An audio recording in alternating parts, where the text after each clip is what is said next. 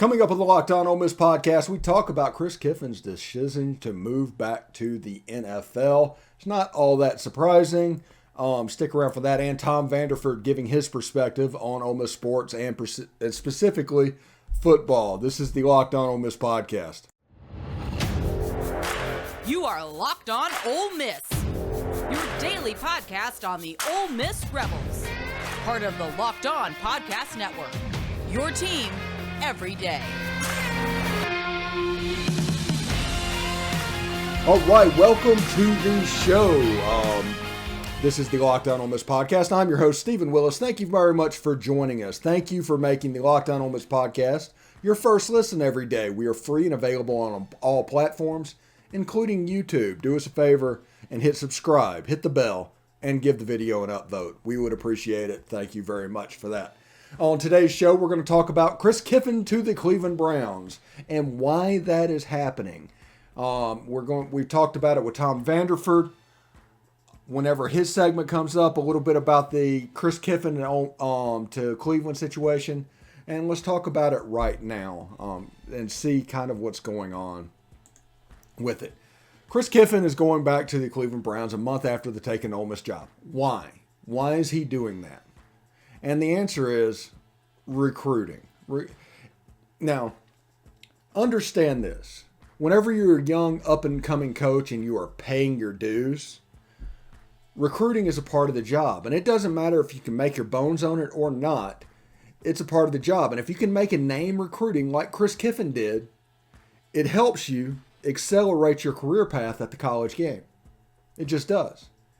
After his show calls, while he was at FAU at 2017 for the Laramie Tunsil stuff,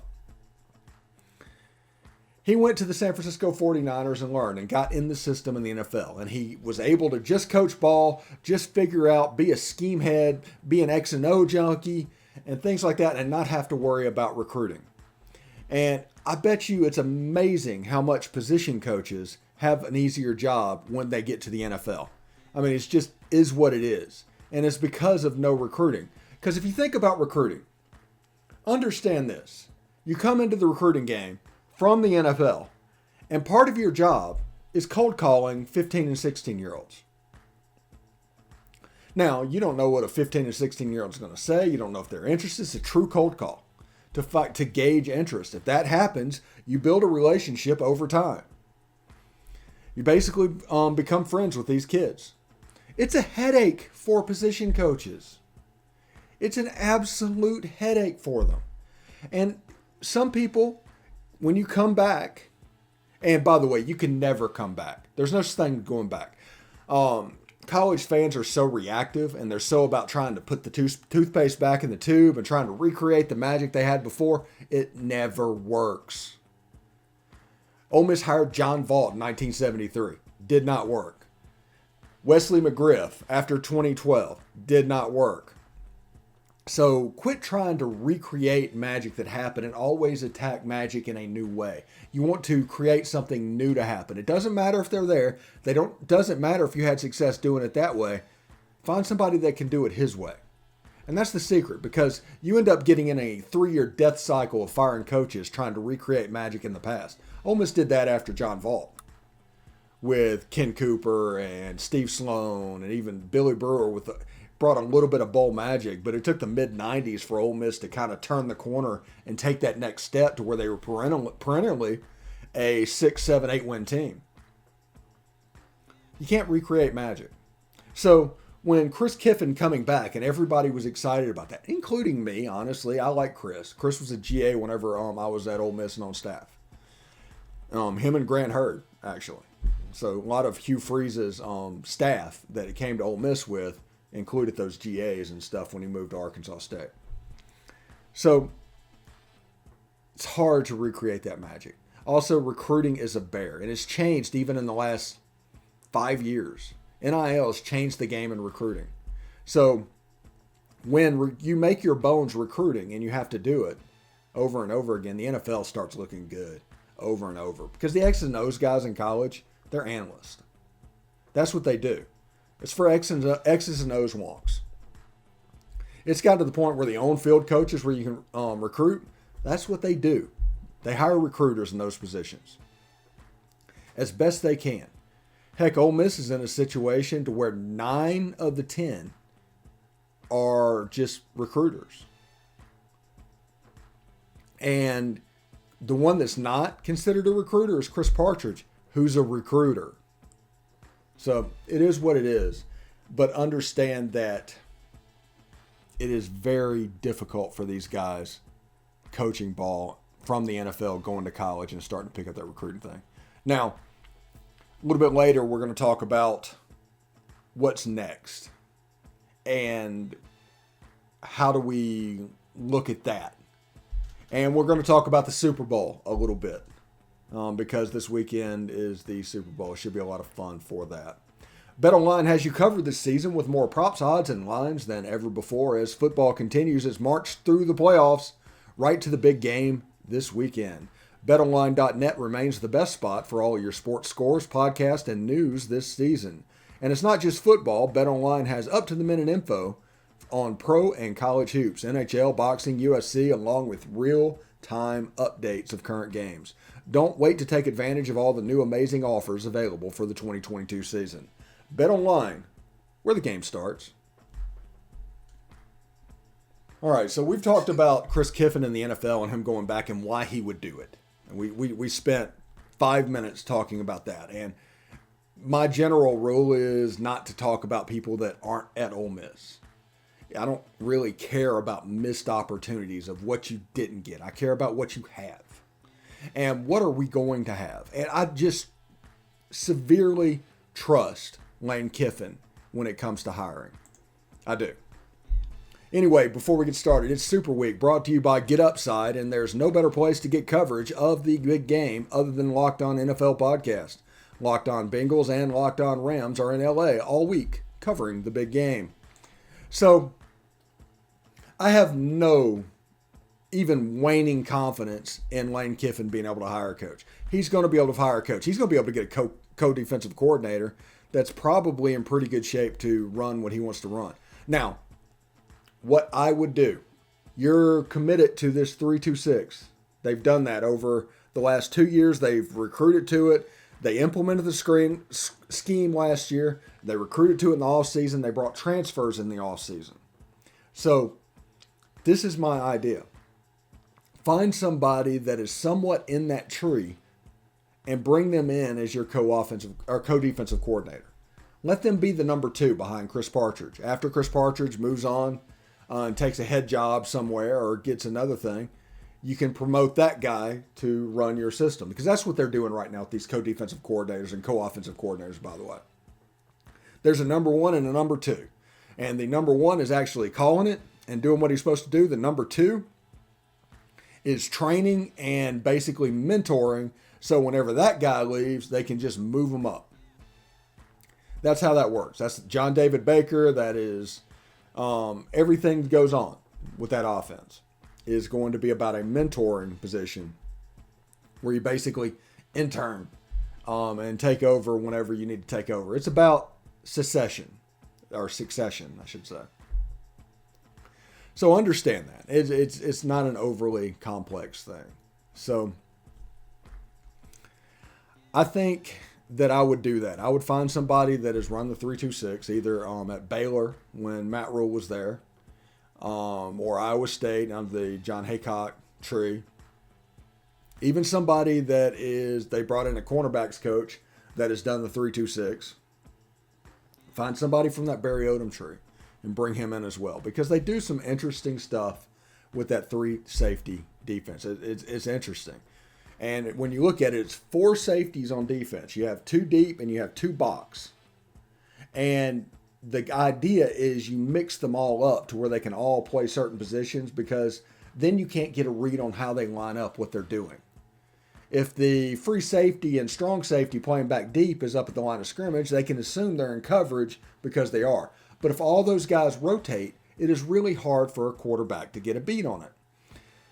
And also, throwing the ball, whatever you're doing, it's a light box defense. So if you're an offense that goes up and counts numbers, which is still prevalent in college football, I mean, that's what they do.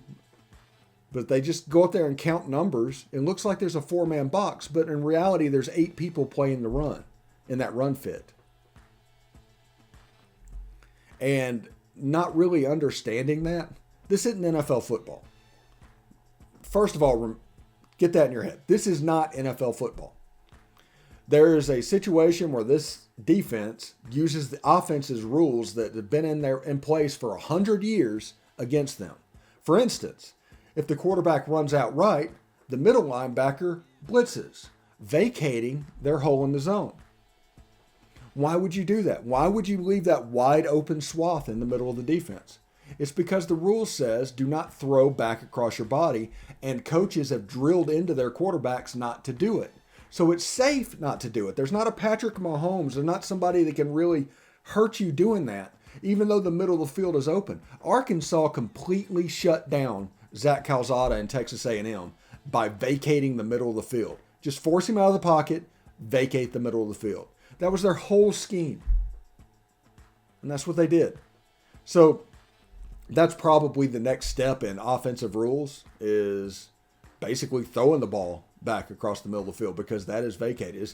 When I say the defense is using the offense's rules against them, that's what I mean.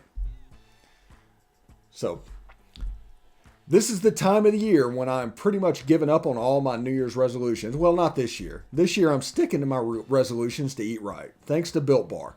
It almost feels like it's not really a resolution because I actually enjoy eating them. Have you tried the Puffs? If you haven't, you're missing out on one of the Built Bar's best tasting bars. Puffs are the first ever protein-infused marshmallow. They're fluffy, they're marshmallowy. They're not just a protein bar, they're a treat. And they're covered in 100% real chocolate. Puffs are a fan favorite with some incredible flavors. Yummy cinnamon churro, coconut marshmallow, banana cream pie. So good. These are going to be your new favorite. All Built Bars are covered in 100% real chocolate. Yes, Puffs included. 100% real chocolate. So that's low calorie, high protein. Replace your candy bars with these. They're better. A typical candy bar can be anywhere from 200 to 300 calories. So several new flavors are available, like mint brownie, coconut almond, and this new for this month, white chocolate cookies and cream. They're all delicious, and new flavors are coming out all the time. If they think a flavor might be good, they'll make it. It'll be delicious, and it'll be good for you. At Built Bar, they're all about the taste. They want to make it delicious first and then figure out how to make it healthy. And I don't know how, but they pull it off every single time. So go to Built Bar, Built.com, use promo code LOCKED15 and get 15% off your order. Use promo code LOCKED15 for 15% off at Built.com. All right, welcome back. This is going to be our perspective segment of the broadcast with Tom Vanderford right here, talking all things Ole Miss sports. Again, thanks for making the Locked On Ole Miss podcast your first listen every day. We are free and available on all platforms. Tom, today, obviously, they all heard about me and they heard my reasons of why Chris Kiffin went back to the NFL. What's your opinion on the Chris Kiffin situation? I haven't really had time to digest it. I don't know for sure. It doesn't worry me about Lane whatsoever. No. But, they're in a professional business, and maybe he got a great offer. So looks like we've got another opening, and I'm sure Lane will fill it with somebody good. Oh, yeah. He's proven he can hire. And like I said earlier in the show, Chris Kiffin going to the pro is nothing but an indictment of what modern day recruiting has become as far as part of the job responsibility. And exactly. Once you see the other side to where you just get to coach football, it is hard to put yourself through that grind to where you're cold calling 15-year-olds on the regular, even though Chris Kiffin might have been good for it, but it's a young man's game. Now, people coming up to the NFL, not really coming down from the NFL. That's just my opinion.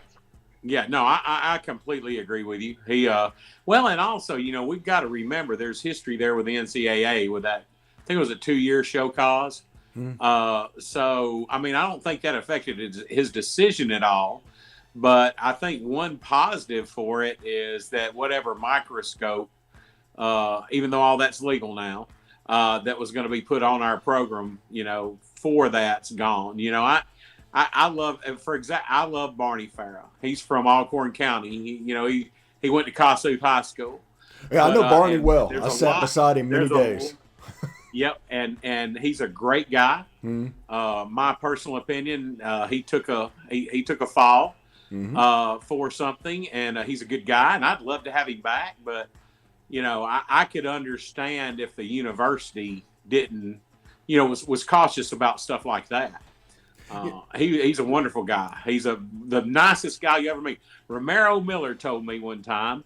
He said Barney almost talked me in to making a visit to Rice when he was at Rice, and with Roe, if you remember, it was down between us and Alabama. So just him making a visit to Rice, which at that time was a doormat, that speaks high praise of Barney. But yeah, I think you're right. Yeah, how about this? Just get this thought in your head while I'm rambling on for just a second. But which player recruited from that era, like the 96, 97 recruiting class, was the most important? The one that kind of turned Ole Miss around? Because those are the two classes where Ole Miss kind of went from what it was to what it is.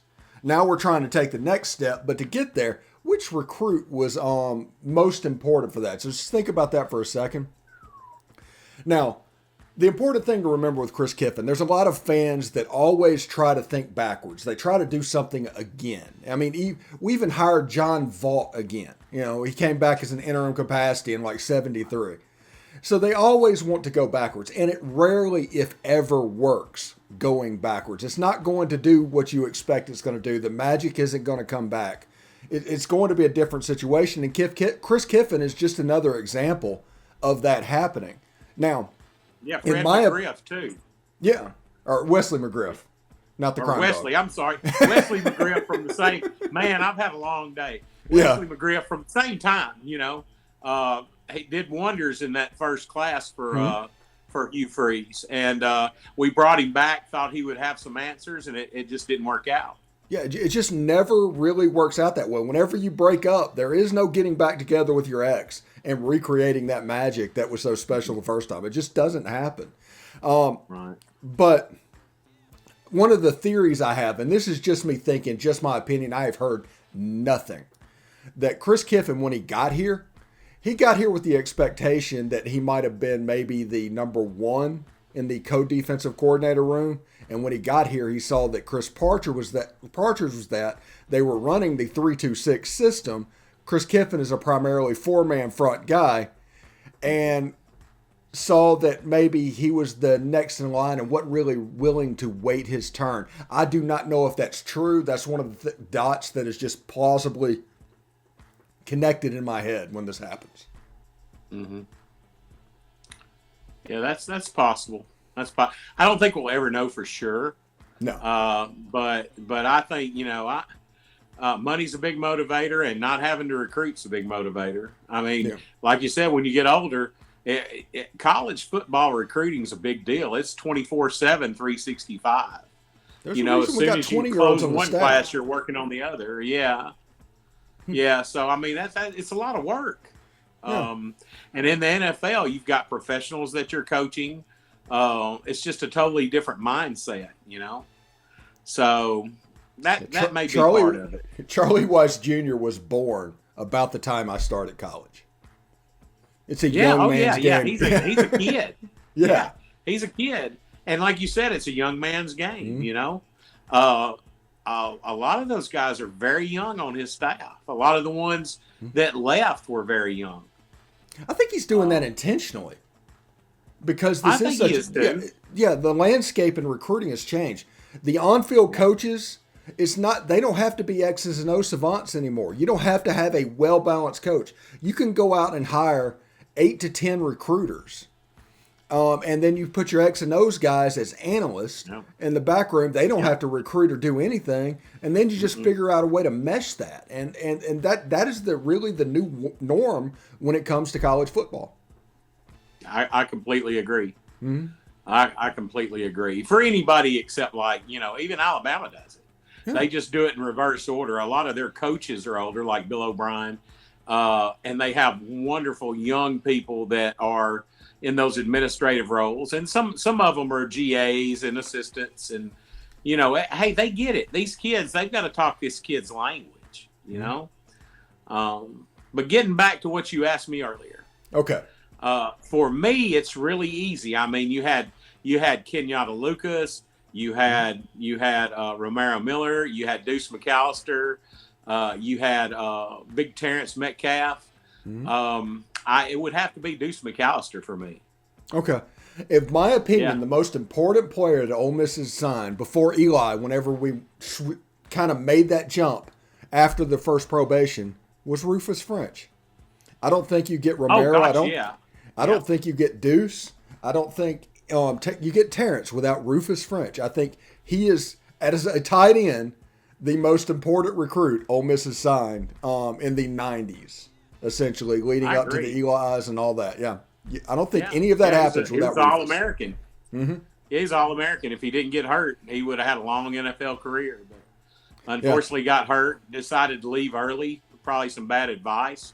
Yeah. He could have stayed back and rehabbed and probably had a long career. But, unfortunately, a lot of times maybe the people that are in your ear when you're in that position aren't always having your best interest or looking into the future long enough. We've had guys at Ole Miss before, they just leave a year early. Yeah. In the age of NIL, I don't think that is going to be as prevalent, because before you were trying to get through college as quickly as possible to get to the money. Now the money's in college. Now, so there's a little bit there. Money. Yeah, there's no need for the overly pressure. I mean, unless you're a first-round pick with first-round money, I mean, you're going to be making okay money, but not a whole bunch until the second contract. So I think the NIL is going to make the advice situation and the uncles a thing of the past when it comes to college sports, because they're going to start getting paid, and you're going to start seeing what they used to do in college athletics happening in high school athletics. Now that's going to be a problem down the road. That's going to be an unintended consequence of people telling 16-year-old kids and using them for money to get to college. That's going to happen, and that's just the way it is. Also, everybody being so reactive about NIL, and that's exactly what they're doing. They're being reactive. NIL is not a problem. There is no problem with NIL. It doesn't need to be regulated. Everybody's just reacting to it because right now it's like somebody cut on the fire hose. The market is going to correct it. We haven't even gotten to the point where Ole Miss's Loyalty Foundation and the Ole Miss NIL groups are competing for the same barrel of money. Whenever that happens, NIL is going to go down, and capital campaigns and everything's going to go down. But this is not extra money. This is not extra money. If you give $10,000 to the school, you're not going to give $20,000 now all of a sudden because there's NIL. You're going to give $10,000. It's just going to be 5 and 5. Yeah, I completely agree. But, I'm one of those people that believes in an unfettered free market. Mm-hmm. And as long as NIL is unfettered free market, I think it will regulate itself. Mm-hmm. It's going to be interesting. You talk about the NIL. It's going to be interesting to see what kind of deal Arch Manning signs wherever he goes. Good grief. Can you imagine a Manning? Oh, yeah. And you getting just don't, NIL in Mississippi? Good grief. Oh, yeah. Well, and what a lot of people don't understand, you can sign NIL deals like Matt Corral did with trading card companies, mm-hmm. or Nike. I mean, would a Manning sign an NIL deal with Nike? Yeah. Can he do it and go to Ole Miss? Yeah. Yeah, I think so. He has all this money to make nationally with Nike or Adidas or whatever's going on, but he also, inside the state of Mississippi, little mom and pop places are going to line up so that Archie Manning's grandson can hawk their gear. I mean, you have no idea how much money. There's going to be essentially an Arch Manning NIL collective where businesses line up to get this kid. Yeah, if he comes to Ole Miss, that's an insane amount of money and more than he can make anywhere else, including Texas. I agree. I don't think people realize that. We're ate up with the Mannings. Yeah. I hope he realizes that too. And also, it's name, image, likeness. So he could have through some type of NIL group, I could buy an autographed picture of him for whatever the price, $500. It's all legal. Yeah, and think about this: the school can set up an NIL deal where they sell jerseys with the name on the back. Do you think a number 16 Ole Miss jersey with Manning on it would sell over the next couple of years? I would buy 5 or 6 tomorrow if he came. I would. My grandkids, my kids, everybody would be wearing one. Yeah. I think people look at everything within a vacuum. It's like Texas A&M and Texas have more resources than Ole Miss. So on every kid, they're going to have more resources than Ole Miss, and that's just not the case with the Manning. We've proven we've proven over and over. When Eli was here, he spent hours answering letters. Like, I couldn't believe they sent letters in 2000 to UMAA, but they did that. And this is a whole nother deal. Eli getting retired last year, he was a big deal. He's the GOAT with Ole Miss, by the way. That's my opinion. He's the best that's ever played here. Now, Arch needs to decide whether or not he wants to try to take Eli down, just like Eli did his dad. But, I mean, there's an obvious first family of football with this school. Oh, I completely agree. And, I personally, I think that if he goes with his heart, he'll be a Rebel. Yeah. I really do. Yeah, I tell everybody all the time. Everybody asks me, what do you think about Arch Manning and everything? And I was like, until he signs with somebody other than Ole Miss, I'm going to assume he's going to sign with Ole Miss. Now, and that's just because his recruitment looks so much like Eli's to this point. It's absolutely crazy. Right down to the fact that Eli just wasn't talking, and neither is Arch. And it's the same thing. And that's the feeling I'm getting right now. And I think at the end it's going to be an Ole Miss Georgia competition. And Georgia winning the national championship is probably going to hurt them in that recruiting. Because when he was the missing piece, and Arch could have led Georgia to glory, that's different than when a walk-on can do it. So exactly. And then he's got to look at the fact that at Georgia they've traditionally had higher ranked quarterbacks that have done better in the NFL that have sat on the bench and had to transfer. That's one thing I look at. The lowest rated quarterback this year that they had was Stetson Bennett. Now, I love the kid. He did a great job. But he was a 2-star walk-on. He went to Jones Junior College, was a 3-star walk-on, finally earned a scholarship. I mean, it's a great story. But it ain't good for developing kids for the pros. No. And if I was Arch, I would think of this. Everybody talks about Cutcliffe and them trying to get Cutcliffe at Texas and all this other stuff. And all I can keep thinking of is Blake Sims. If Lane Kiffin can make Blake Sims a wonderful quarterback, I think he can do wonders for Arch. Everybody points to Blake Sims, but I'm more impressed with what he did with Jake Coker. Oh, yeah. That was great. Coker, that quarterback situation was a problem, and Lane just figured that out. And, yeah. Oh, real quick before we back and beat us. Yeah, real quick before we go, we're almost out of time. Sure. Who do you have for the Super Bowl? Heart says Bengals, head says Rams, just because they've got the home field advantage. I worry about the Bengals offensive line, but Joe Burrow being basically undefeated in games that matter in college and pros. Oh, yeah. It just makes me wonder if he has that special magic. He could be a combination of Tom Brady and Drew Brees, and we're just seeing the beginning of it. He's a quarterback savant. I mean, he's unbelievable. He's like a machine. Yeah, I saw him in 2019, the 2019 Ole Miss LSU game. That was saw that game in person and watched what happened, and man, that dude is just so impressive. I was there as well. I was. Yeah, he's just unbelievable. Like, wow. Yeah. And everybody came out of that talking about John Rice Plumlee, but that was just a workmanlike performance by Joe Burrow, and they put up 59 points. Like it wasn't anything special. It was amazing. Yeah, he ate us up. Yeah. Anyway, thanks for making the Locked On Ole Miss podcast your first listen every day. We're live on all platforms, including YouTube. Hit subscribe, hit the bell, and give us an upvote on the video. We're going to come back and talk about the defense next week. We were going to start today, but the Chris Kiffin stuff hopped in, so we talked about that today. So now make your second listen your Locked On Bets, your daily one-stop shop for all of your gambling needs. Locked On Bets, hosted by your boy Q, with expert analysis and insight from Lee Sterling. It's free and available on all platforms. Thank you very much, Tom, for coming by. We'll catch up with you next week. How about that? Yep. Sounds great, man. Have a good one. Hotty toddy. Hotty toddy. Have a good weekend, everybody. Enjoy the Super Bowl.